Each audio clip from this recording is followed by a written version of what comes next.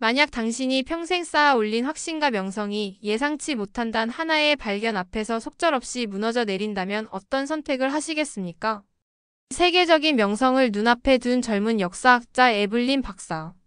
그녀는 냉철한 분석과 누구도 반박할 수 없는 증거들을 손에 쥐고 서울에 도착했습니다.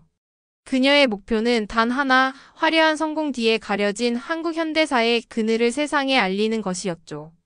모든 것은 그녀의 예측대로 흘러가는 듯 했습니다. 이 이야기는 거대한 빌딩 숲 사이 역사의 흔적이 희미하게 남은 서울의 한 기록 보관소에서 시작됩니다.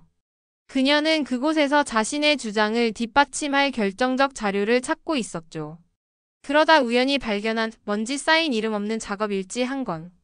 처음엔 그저 낡고 의미 없는 기록이라 여겼습니다. 하지만 그 안에 투박한 글자들이 그녀의 심장을 세차게 두드리기 시작할 줄이야 마치 예고 없이 찾아온 거대한 파도처럼 그녀가 믿어왔던 모든 것을 뒤흔드는 무언가가 그 안에 꿈틀대고 있었습니다. 그녀의 완벽했던 이론에 아주 작은 균열이 생기기 시작했습니다. 그 균열은 단순한 학문적 오류를 넘어 그녀의 인생 전체를 송두리째 뒤흔들 거대한 폭풍을 예고하고 있었죠. 서구 엘리트 사회의 시선과 기대, 그리고 그녀 자신의 야망 사이에서 그녀는 깊은 고뇌에 빠져듭니다. 손때 묻은 낡은 일지 속에 담긴 상식으로는 도저히 설명되지 않는 그 뜨거운 무언가 앞에서 그녀는 혼란스러웠습니다. 오직 하나, 그녀의 모든 것을 걸어야만 하는 선택의 기로 앞에 서게 된 것입니다. 이 믿기 힘든 이야기의 전말은 과연 무엇일까요?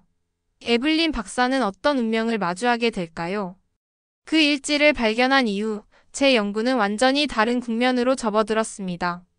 처음 며칠간은 혼란스러웠어요. 제가 수년간 쌓아 올린 지식체계, 저명한 교수님들의 이론, 서구학계의 정설들이 그 낡은 종이 앞에서 힘을 잃는 듯한 기묘한 느낌이었죠. 이건 단순한 감상이 아니었습니다. 제 연구의 근간을 뒤흔드는 설명할 수 없는 이질감이었습니다. 그래서 저는 결심했습니다. 이 감정의 정체를, 이 설명되지 않는 현상의 실체를 제 눈으로 직접 확인해야겠다고요. 작업 일지에 희미하게 남아있는 지명과 시대를 단서 삼아 저는 1970년대 한국 산업의 심장부였던 곳들을 찾아 나섰습니다. 낡은 공단 지역의 골목길은 시간의 덮개가 내려앉아 스산했습니다. 하지만 그곳에서 만난 분들의 이야기는 제 예상을 완전히 빗나갔습니다. 허름한 작업복 차림으로 작은 가게를 지키고 계시던 한 할아버님. 저는 조심스럽게 다가가 그때 그 시절의 고된 노동에 대해 여쭤보았습니다. 당연히 나올 것이라 예상했던 정부에 대한 원망이나 착취당한 노동자의 울분 대신 할아버님의 입에서는 뜻밖의 이야기가 흘러나왔습니다. 힘들었지. 배고팠고 잠도 못 잤고. 그래도 말이야, 그때는 다들 그렇게 살았어. 우리 손으로 뭔가 만들어낸다는 거, 그거 하나 보고 버텼지. 밤새 기계 돌리고 새벽에 동료들이랑 뜨끈한 국밥 한 그릇 나눠 먹으면 그게 또 힘이 되고 그랬어. 그분의 주름진 얼굴에는 고통의 흔적보다는 무언가를 이겨낸 사람 특유의 단단함과 어떤 자부심 같은 것이 어려 있었습니다.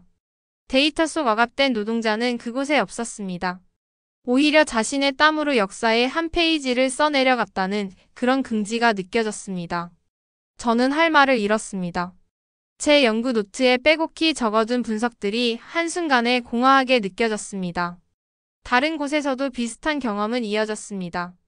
오래된 봉제 공장 근처 쪽방촌에서 만난 할머님은 밤낮 없이 재봉틀을 돌리던 시절을 회상하며 웃으셨습니다. 눈 빠지게 일했지. 손가락은 성할 날 없었고. 그래도 우리가 만든 옷이 저 멀리 미국으로 유럽으로 팔려나간다고 생각하면 신기하고 뿌듯했어. 내 새끼들 공부시키고 이 나라 잘 살게 되는데 보탬이 된다는데 그까지 고생쯤이야. 그분들의 이야기 속에는 분명 고통과 희생이 있었습니다. 제가 분석했던 데이터 그대로였죠. 하지만 그 데이터가 담아내지 못한 것이 있었습니다. 바로 그 고통을 감내하고 뛰어넘게 만든 그들의 마음, 그 강인한 정신력이었습니다. 우리도 한번 잘 살아보자, 후손들에게는 가난을 물려주지 말자는 그 절박하면서도 뜨거운 염원. 그것은 제가 배운 어떤 경제 이론이나 사회 분석 모델로도 설명할 수 없는 강력한 무형의 힘이었습니다. 저는 숙소로 돌아와 다시 그 작업 일지를 펼쳐보았습니다. 전에는 그저 노동시간과 생산량 기록으로만 보였던 숫자와 기호들이 이제는 다르게 읽히기 시작했습니다. 그 행간에는 고된 노동 속에서도 서로를 격려하며 희망을 놓지 않았던 이름 모를 사람들의 목소리가 담겨 있는 듯 했습니다. 함께라는 단어가 유난히 많이 보였고 동료의 이름 옆에는 힘내라는 짧은 응원이 적혀 있기도 했습니다. 이것은 단순한 기록이 아니었어요. 극한의 상황 속에서 피어난 인간적인 연대와 미래에 대한 약속, 바로 K-정신이라고 불리는 것의 생생한 증거였습니다. 제 연구는 점점 더 미궁 속으로 빠져드는 기분이었습니다. 머릿속은 복잡했고 가슴은 답답했습니다. 제가 찾아야 할 진실은 차가운 데이터 너머에 있는 것 같았습니다. 그러던 중 본국의 지도 교수님으로부터 메일이 도착했습니다. 제 연구 방향에 대한 우려와 함께 초기 분석에 기반한 논문 초안을 서둘러 제출하라는 내용이었습니다. 학계의 기대는 여전히 한강의 기적 이면에 숨겨진 착취의 역사에 초점이 맞춰져 있었죠. 저는 압박감을 느꼈습니다. 제가 지금 보고 듣고 느끼는 이 생생한 현실과 저를 기다리는 학계의 요구 사이에서 길을 잃은 기분이었습니다. 과연 저는 무엇을 써야 할까요? 제가 직접 마주한 이 뜨거운 진실을 외면하고 모두가 듣고 싶어 하는 이야기에 맞춰 연구를 왜곡해야 하는 걸까요? 아니면 제 모든 경력을 걸고 이 이름 없는 사람들의 위대한 이야기를 세상에 알려야 하는 걸까요? 확실한 것은 이 한국에서의 연구가 제 인생을 통째로 뒤흔들고 있다는 사실이었습니다. 그리고 저는 이제 막 그 거대한 폭풍의 한가운데로 들어서고 있었습니다. 지도 교수님의 다음 메일은 더 이상 우려의 수준이 아니었습니다. 그것은 사실상 최후 통첩과 같았습니다. 연구 방향을 즉시 원래 계획대로 수정하지 않으면 연구비 지원 중단은 물론이고 학계에서의 제 미래까지 불투명해질 수 있다는 경고였죠. 에블린, 자네의 감상적인 접근이 연구의 객관성을 심각하게 훼손하고 있다는 보고가 있네. 초기 가설에 집중하게. 더 이상의 일탈은 용납하기 어렵네. 라는 문장은 얼음처럼 차갑게 제 가슴에 박혔습니다. 제가 쌓아 올린 모든 것이 위태로워지는 순간이었습니다. 제가 몸담고 있는 세계는 불편한 진실보다는 익숙한 설명을 선호한다는 것을 뼈저리게 느꼈습니다. 벽이 점점 저를 향해 조여오는 듯한 압박감이 숨막히게 다가왔습니다. 엎친 데 덮친 격으로 제가 가장 중요하게 생각했던 그 작업. 일지의 주인공 할아버님과 연락이 닿지 않기 시작했습니다. 수소문 끝에 찾아간 작은 공방은 굳게 닫혀 있었고 주변 상인들은 그저 몸이 안 좋아 요양하러 가셨다는 말만 되풀이할 뿐이었습니다. 제 연구의 가장 생생한 증인이 사라져버린 것입니다. 설상가상으로 학회 컨퍼런스콜에서 만난 한 원로. 교수는 제 중간 발표 내용을 듣고는 노골적으로 비웃기까지 했습니다. 젊은 학자가 신선한 시각을 갖는 건 좋지만 감상에 빠져 역사를 왜곡해서는 안 되지. 그 시대 노동자들의 영웅담이라니 가당치도 않소. 그의 말은 비수처럼 날아와 제 심장을 꿰뚫었습니다. 저는 완전히 고립되었습니다. 제 연구는 길을 잃었고 저를 지지해주는 사람은 아무도 없는 것 같았습니다. 서울의 밤은 유난히 길고 어둡게 느껴졌습니다. 며칠 밤을 꼬박 새웠습니다. 노트북 화면에는 2개의 파일이 열려 있었습니다. 하나는 교수님과 학회가 원하는 방향으로 수정한 저의 초기 가설을 뒷받침하는 안전한 보고서 초안. 다른 하나는 제가 직접 보고 들은 이름 없는 사람들의 뜨거운 삶의 기록을 담아내려는 하지만 미완성이고 어쩌면 영원히 발표되지 못할지도 모르는 진실된 연구 노트였습니다. 손가락은 차마 안전한 보고서 위에서 움직이지 못했습니다. 하지만 동시에 진실된 노트를 완성할 용기도 나지 않았습니다. 두려웠습니다. 모든 것을 잃게 될까봐 학계에서 조롱거리로 전락하게 될까봐 그리고 무엇보다 제가 틀렸을까봐 두려웠습니다. 어쩌면 그 원루 교수의 말처럼 저는 정말 감상에 빠져 역사를 오독하고 있는 건 아닐까요? 제 눈으로 본 그들의 강인함과 자부심은 혹독한 현실을 견디기 위한 자기기만이나 방어기제는 아니었을까요? 의심은 꼬리에 꼬리를 물고 저를 괴롭혔습니다. 그렇게 절망의 가장 밑바닥까지 가라앉아 있을 때였습니다. 무심코 다시 펼쳐든 작업 일지.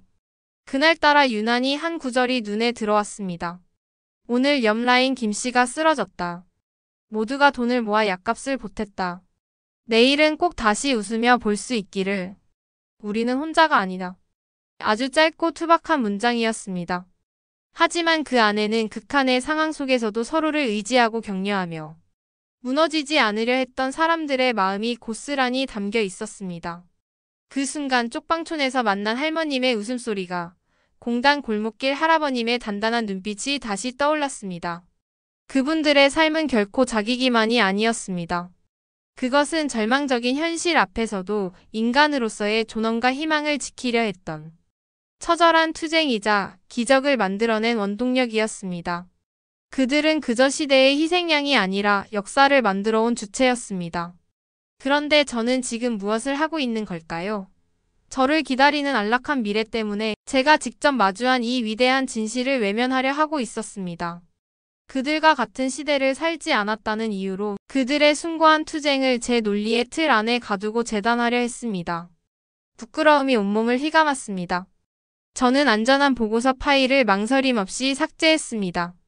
그리고 진실된 연구 노트 파일을 열었습니다. 이제 더 이상 망설이지 않을 것입니다. 제 모든 것을 잃게 된다 해도 상관없습니다. 저는 제가 마주한 진실을 이름 없이 빛났던 그 사람들의 위대한 이야기를 세상에 알려야만 합니다. 이것은 단순한 학자로서의 의무가 아니라 그들의 삶 앞에서 제가 지켜야 할 최소한의 예의이자 인간으로서의 도리였습니다. 그들의 꺾이지 않는 정신, K-DNA라고 불리는 그 강인함이 이제 제 안에서도 꿈틀대는 것을 느꼈습니다.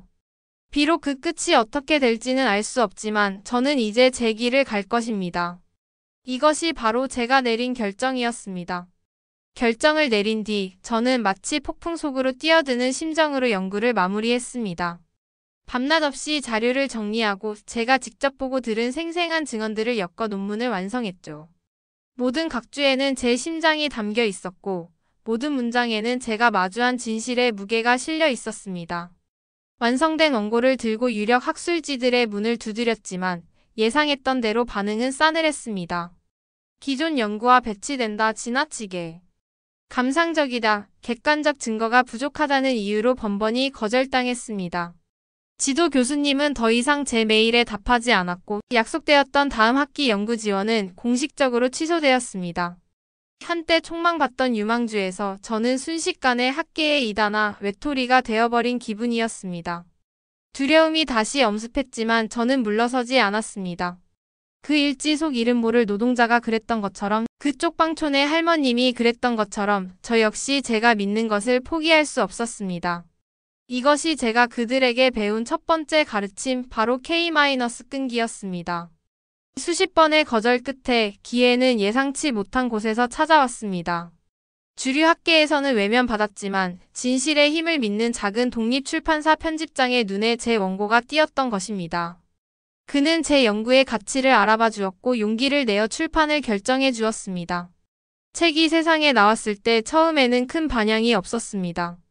하지만 시간이 지나면서 조금씩 변화가 감지되기 시작했습니다. 몇몇 소규모 서평 사이트에서 진솔한 서평이 올라오기 시작했고 SNS를 통해 우리가 몰랐던 부모님 세대의 진짜 이야기라는 입소문이 퍼져나갔습니다. 특히 젊은 세대들이 뜨겁게 반응했습니다. 그들은 제 책을 통해 교과서에서는 배울 수 없었던 조부모, 부모 세대의 삶과 정신을 새롭게 발견하고 깊이 공감했습니다. 비판적인 시각으로 무장했던 제 글이 오히려 세대 간의 이해와 연결을 돕는 다리가 되어주고 있었던 것입니다. 파장은 해외로도 이어졌습니다. 처음에는 논란의 중심에 선 젊은 학자의 도발적인 주장 정도로 소개되었지만 곧 제 연구가 제시하는 새로운 관점, 즉 경제 발전 이면에 숨겨진 인간적인 동력과 공동체적 가치에 주목하는 학자들이 늘어나기 시작했습니다. 저명한 국제 컨퍼런스에 초청받아 발표할 기회가 주어졌고 제 주장은 뜨거운 논쟁을 불러일으켰습니다. 저는 떨리는 마음으로 단상에 서서 제가 만난 한국인들의 이야기를, 그들의 눈빛과 목소리를 전했습니다. 데이터와 통계만으로는 결코 설명할 수 없는 그 위대한 정신의 힘에 대해 역설했죠. 발표가 끝나자 장내는 잠시 침묵에 잠겼다가 이내 우레와 같은 박수갈채가 터져 나왔습니다. 많은 이들이 다가와 제 손을 잡으며 말했습니다. 당신 덕분에 한국의 현대사를, 아니 어쩌면 인간의 위대함을 다시 보게 되었습니다. 제 책은 여러 나라 언어로 번역되었고 세계는 비로소 한강의 기적을 단순한 경제적 성공 사례가 아닌 극한의 조건 속에서도 희망을 잃지 않고 서로를 다독이며 미래를 만들어낸 평범한 사람들의 숭고한 인간 승리의 서사로 이해하기 시작했습니다. 세계는 감탄했습니다. 전쟁의 폐허 위에서 그 어떤 자원도 없이 오직 사람의 힘으로 그토록 강인하고 눈부신 역사를 만들어낸 대한민국이라는 나라에 대해서요. 그리고 그 중심에는 서구의 이론으로는 설명되지 않는 한국인 특유의 강인한 정신력, K-DNA와 따뜻한 공동체 의식, K-정이 자리하고 있음을 인정하기 시작했습니다. 제가 그토록 증명하고 싶었던, 아니 그분들의 삶 자체가 증명해냈던 진실이 마침내 세상에 받아들여진 것입니다. 얼마 전 건강을 회복하신 그 작업 일지에 할아버님께 번역된 제 책을 들고 찾아뵈었습니다. 할아버님은 한참 동안 말없이 표지를 바라보시더니 제 손을 꼭 잡으시며 말씀하셨습니다. 고맙소 젊은 양반. 우리 같은 사람들의 삶을 잊지 않고 이렇게 세상에 알려주어서 정말 고맙소. 그 순간 저는 학자로서 누릴 수 있는 그 어떤 명예나 인정보다 더 큰 보람과 감동을 느꼈습니다. 저는 더 이상 차가운 분석가나 방관자가 아니었습니다. 저는 그들의 위대한 역사를 세상에 전하는 이야기꾼이자 그들의 정신을 이어받은 또 한 명의 증인이 된 것입니다. 돌이켜보면 한국에서의 시간은 제 인생을 송두리째 바꿔놓았습니다. 저는 처음에 편견을 가지고 이곳에 왔지만 이제는 깊은 존경과 감탄을 안고 돌아갑니다. 세계는 여전히 대한민국의 놀라운 성장과 문화에 주목하고 있지만 저는 이제 압니다. 그 모든 것의 근본에는 역경 속에서도 결코 좌절하지 않고 오히려 더 강하게 타오르는 불굴의 한국인 정신이 있다는 것을요. 그리고 그 위대한 정신은 과거의 유산이 아니라 바로 지금 여기 대한민국을 살아가는 모든 분들의 가슴속에 생생하게 살아 숨쉬고 있습니다. 이것이 제가 한국에서 발견한 가장 위대한 진실입니다. 여러분은 정말 대단한 역사를 만들어 오셨고 지금도 만들어가고 계십니다. 부디 자부심을 가지시길 바랍니다. 당신의 이야기가 바로 세계를 감동시키는 K- 클래스이니까요.